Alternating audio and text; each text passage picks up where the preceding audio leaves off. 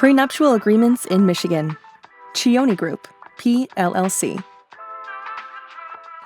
5 tips for a valid prenuptial agreement. Assure full and frank disclosure. Both parties must make a full and complete disclosure of all assets and debts, including values.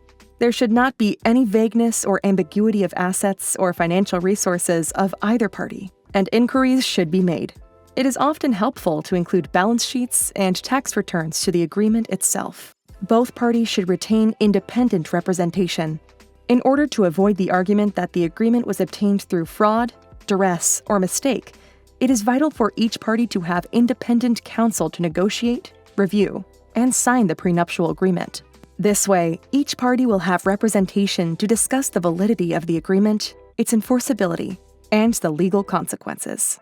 Creatively draft the agreement to take into account various circumstances. Though it is impossible to predict what changes of circumstances may occur during a marriage, you can draft language that takes into account various changes.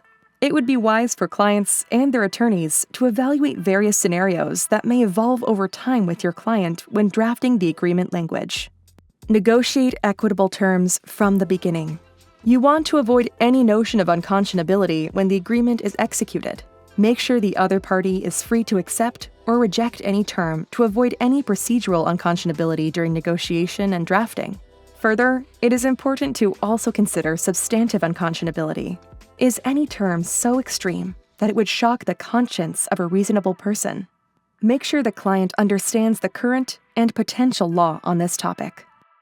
Even if a prenuptial is set aside later, it still remains an extremely important document that benchmarks what each party had coming into the marriage, which still qualifies as separate property.